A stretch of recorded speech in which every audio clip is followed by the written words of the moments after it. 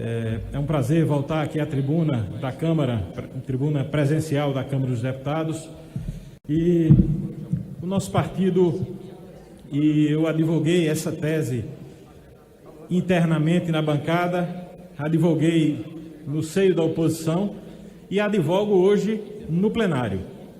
O nosso entendimento é que nós não poderíamos alterar o regimento dessa casa, alterar o regimento interno, já que ele é o fator de mediação entre a maioria e a minoria, entre o governo forte e a oposição sempre em posição de desvantagem. O regimento interno nos dá essa garantia de equilíbrio. Então, a nossa tese é de que é temerária uma iniciativa que visa alterar o regimento interno no decorrer de uma legislatura. Nós não iremos descer ao detalhamento das alterações que foram propostas pelo eminente relator, vice-presidente dessa casa, deputado Marcelo Ramos. Acho até que essas mudanças nas mãos dele estão em excelentes mãos. Entretanto, a nossa posição, desde o início do debate, é essa. Por quê? Porque nós estamos, presidente, diante de uma conjuntura política. Nós estamos com um presidente, nós estamos com determinados líderes e estamos com uma correlação de forças determinadas. Na hora que nós alteramos o regimento, com base em uma maioria constituída com essa correlação de forças, nós vamos permitir que se abra um precedente para que, quando mudar a correlação de forças, a nova correlação de forças montadas na circunstância também se arvore ao direito de mudar o regimento para atender os seus conceitos, as suas opiniões, e isso vai acarretar um efeito colateral muito grave, que todas as vezes que estabelecer uma maioria nessa casa, nós ficaremos sujeitos a alterações de regimento que atendam essa maioria circunstancial. Por isso, nós insistimos nessa tese, nas reuniões que tivemos com o relator, nas reuniões que tivemos com Vossa Excelência, de que é um erro a gente querer alterar o regimento dessa casa. Alterar o regimento significa alterar as regras do jogo durante um campeonato. Quando um time está vencendo, que tem bons atacantes, você alterar a regra para o jogo e diz, não, a partir de agora o time não pode ter mais atacante.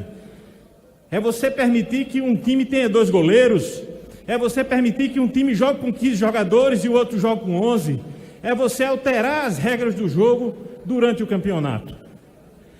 Eu tenho ouvido argumentos que são muito imprecisos, de que a Câmara dos Deputados não produz o suficiente por conta da excessiva obstrução. Esse argumento é um argumento que não se sustenta. Primeiro, porque nós não podemos medir a eficácia, a eficiência, a qualidade do parlamento por conta do número de votações ou de leis que nós aprovamos ou votamos. Essa é uma análise muito rasa, muito superficial. Mas se nós quisermos encontrar esse número como parâmetro para saber se o parlamento é ou não eficiente, eficaz, se trabalha muito, se produz muito, eu tive o cuidado de fazer um levantamento comparando o parlamento brasileiro com o parlamento da Argentina, com o parlamento da Austrália, com o parlamento do Canadá, dos Estados Unidos e o parlamento europeu. E o Brasil, quando não é o que mais aprova leis, é o segundo que mais aprova leis. Isso nos últimos 4 anos. A média de aprovação de leis, de medidas provisórias e de projetos de lei no Brasil é muito superior aos demais parlamentos do mundo, à média dos demais parlamentos do mundo. Nós só perdemos, em alguns casos, em alguns anos, para o parlamento dos Estados Unidos. Mas nós produzimos muito mais do que o parlamento da Argentina, muito mais do que o parlamento do Canadá, do parlamento europeu. que o Parlamento da Austrália. Peguei apenas esses como exemplo. Então, esses estudos eu já entreguei para o presidente Arthur, e eu queria dizer que lamento que a gente esteja aqui aproveitando uma maioria circunstancial de 15 líderes que subscrevem essas mudanças para alterar essas regras regimentais. Só nos restou fazer uma negociação de redução de danos com o eminente relator no dia de ontem, para encontrar alguns pontos que eram absolutamente cruciais para a oposição e para a minoria.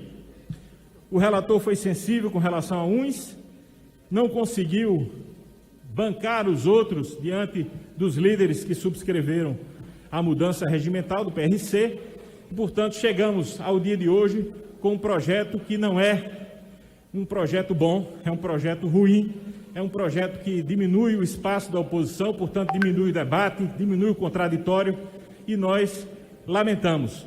Nós iremos votar esse PRC, nós não iremos apresentar destaques nem emendas, nós não iremos obstruir, mas nós deixaremos registrado a nossa discordância com o voto do PDT e o voto não. Muito obrigado, presidente.